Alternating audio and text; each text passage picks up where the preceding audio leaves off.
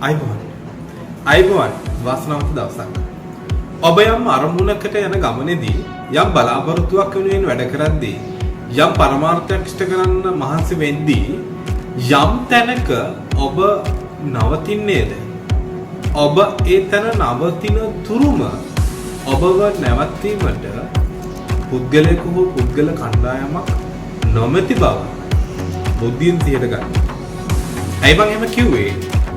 මොකද යම් තැනක ඔබ නවත්වන්න හෝ නැවතීමට ඇති එකම පුද්ගලයා බලය ඇති එකම පුද්ගලයා වන්නේ ඔබ. ඔබ නවතින තුරු වෙන කිසිම පුද්ගලයෙකු හෝ පුද්ගල කණ්ඩායමක් ඔබව නවත්තන්න උත්සාහ ගන්නේ නැහැ. මතක තියාගන්න. ඔබ බලාපොරොත්තු වුණු ගමන, ඔබ බලාපොරොත්තු වුණු දැක්ම, ඔබ බලාපොරොත්තු වෙන ඔබේ ගමන යන.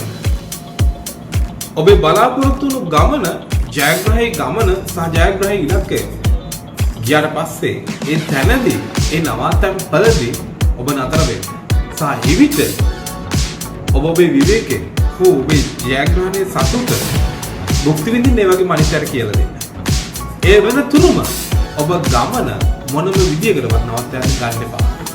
මොකද ඒ ගමන නැවතුනොත් ඒ ගමන නැවතුම් පුද්ගලයා වඩපත් වෙන්නේ ඔබ නවත්තන තුරුම ඔබේ ගමනට ජයග්‍රාහකී පුද්ගලයා වන්නේ ඔබ පරාජිත පුද්ගලයා එහෙම නැත්නම් බාධා කරන්නා වන්නේ බුද්ධමත් මිහිතක්.